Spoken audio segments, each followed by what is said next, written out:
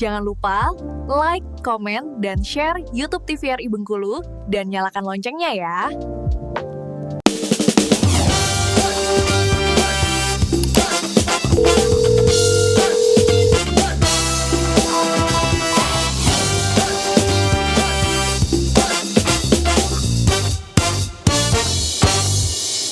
Terima kasih pemirsa, Anda masih bersama kami di Dokter Kito Besamo Kito Sehat. Kita lanjutkan perbincangan kita masih terkait dengan kontrasepsi.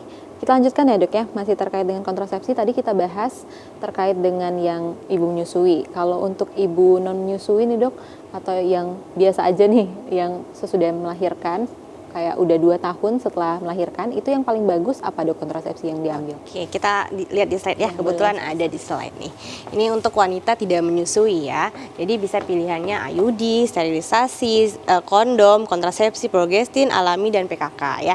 Dan rentangnya pun kalau misalnya kayak kondom, kontrasepsi, progestin bisa setelah dari persalinan ya. Nah, tapi akan lebih enak kalau kita bahas dengan membaginya menjadi 2, yaitu kontrasepsi non hormonal dan hormonal. Nah, kita bahas dulu kontrasepsi yang hormonal ya. Jadi kontrasepsi hormonal itu diambil dari kombinasi antara hormon progesteron dan estrogen ya. Penggunaannya bisa dalam bentuk pil, suntikan, dan susuk atau implan. Ini familiar nih sebenarnya pada masyarakat, khususnya masyarakat Bengkulu nih. Karena banyak banget memang penggunaan untuk dalam bentuk pil, suntikan, dan implan. Karena satu, dia mudah didapatkan. Aplikasinya juga gampang dan cost-nya relatif murah atau terjangkau. Biasanya didapatkan di mana dok? Bisa di puskesmas, bisa. Di bidan-bidan terdekat juga bisa. Atau mau ke vaskes, klinik pertama atau ke dokter juga ada menyediakan ya.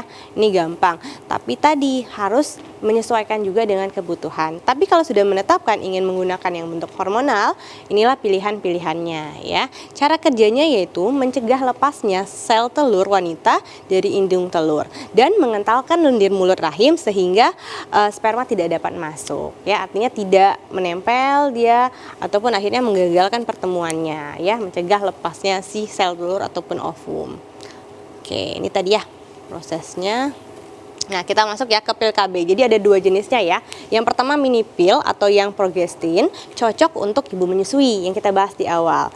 Ternyata ada juga namanya pil kombinasi. Ya, ini adalah kombinasi antara hormon estrogen dan progesteron ya. Ini biasanya diindikasikan kepada ibu yang tidak menyusui karena tadi ya dia masuk ke ASI-nya, takut menyerap ke ASI. Cara kerjanya adalah mencegah pelepasan sel telur, mengentalkan lendir sehingga sperma sulit bertemu dengan sel telur. Efektivitasnya 99% bila digunakan dengan tepat dan dengan cara teratur. Kenapa teratur dok? Karena pemakaiannya harus setiap hari. 1 pil 1 hari.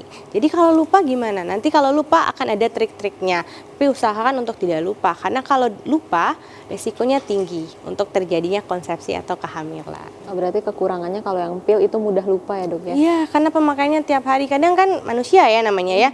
Kayaknya udah di malam tadi atau pagi tadi gitu kan. Jadi ini kalau ibu-ibu yang sibuk banyak pekerjaan mungkin boleh mencoba metode lain ya. Tapi cost-nya ini yang paling murah ya. Karena 1 keping itu mungkin 5.000 bisa didapatkan. 5.000 sampai 10.000. Jadi cost-nya paling murah. Ada sebenarnya satu lagi yang lebih murah yaitu KB kalender. Karena itu gratis ya. Tapi 5.000 itu udah untuk 1 bulan ya? Ya, dok, ya? 5.000 untuk 1 bulan 30 hari ya. Dan efek sampingnya karena dia hormonal ya. Jadi akan bermain di hormon tadi. Bisa mungkin siklus haidnya yang terganggu atau mungkin beberapa flek di wajah atau kegemukan. Balik lagi ke respon tubuh karena lagi-lagi hormonal itu yang menentukan bagaimana tubuh kita meresponnya ya. Oke. Ini PKK. Oke, ini yang pil KB tadi ya. Ini pil KB kombinasi.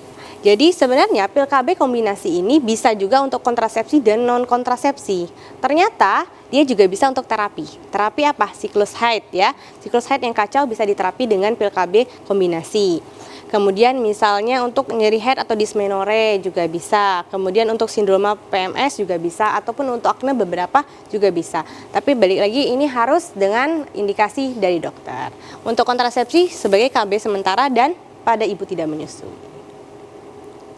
Oke, ini untuk mekanismenya kurang lebih sama sih. Kalau mau dibaca boleh atau di screenshot aja buat pemirsa dokter Kito boleh karena agak panjang ya. Kurang lebih sama tadi ya. Efek sampingnya perubahan haid. tidak teratur, biasanya haidnya lebih memanjang atau sering sakit kepala. Tapi balik lagi ya, ke masing-masing orang akan berbeda efeknya nantinya. Jadi tidak bisa dipatokan. Itu adalah secara umum aja.